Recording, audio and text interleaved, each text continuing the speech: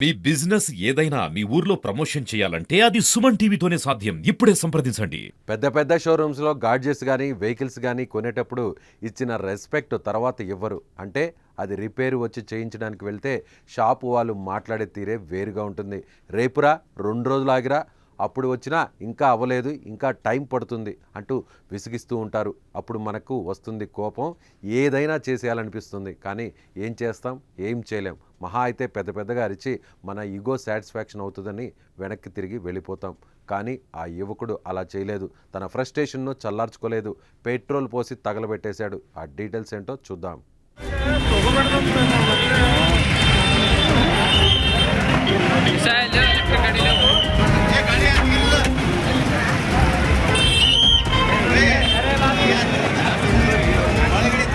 కర్ణాటకలోని కలబుర్గ నుంచి ఓ ఆశ్చర్యకరమైన ఇష్యూ బయటకు వచ్చింది. హమ్నాబాద్ రోడ్లోని బైక్ షోరూంలో మంటలు ఒక్కసారిగా చెలరేగాయి. మంటలు తీవ్రంగా ఉండడంతో భారీ నష్టం కూడా జరిగింది. అక్కడ బైకులన్నీ దగ్ధమవుతున్నాయి. మనకు అందిన సమాచారం మేరకు మంగళవారం తెల్లవారుజామున మంటలు చెలరేగాయి. ఈ ఘటనలో నిందితుడు నదీంను పోలీసులు అదుపులోకి తీసుకున్నారు. అసలు విషయం తెలుసుకున్న పోలీసులు షాక్ అయ్యారు.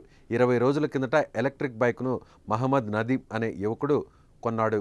ఆ బైక్లో ఏదో ప్రాబ్లం వచ్చింది. రిపేర్ కోసం నదీం ప్రతిరోజు బైక్ను రిపేర్ చేయాలని షోరూంకు తిరుగుతున్నాడు. ఎన్నిసార్లు వెళ్ళినా అక్కడ స్టాఫ్ నిర్లక్ష్యంగా వ్యవహరిస్తూ నిర్లక్ష్యంగానే సమాధానం చెప్తూ వచ్చారు. రిపేరు చేయడం లేదట. దీంతో నదీంకు చిర్రెత్తుకొచ్చింది. ఫ్రస్ట్రేషన్తో షోరూంకు నిప్పంటించేశాడు. దీంతో షోరూంలో మంటలు చెలరేగాయి. 6 స్కూటర్లు ఈ ఘటనలో దహనమయ్యాయి. ఘటన తర్వాత నదీం నేరుగా పోలీస్ స్టేషన్కి వెళ్ళి పోలీసులకు జరిగింది చెప్పాడు. 3 రోజుల కిందట తన బైకు ప్రాబ్లం వచ్చిందని, షోరూం వల్ల నిర్లక్ష్య సమాధానం వల్ల కోపంతో పెట్రోల్ పోసి తగలబెట్టేశానని చెప్పాడు. ఆశ్చర్యపోయిన పోలీసులు కేసు నమోదు చేసి నిందితుడిని అరెస్ట్ చేశారు. అందుకే అంటారు, take respect and give respect అని.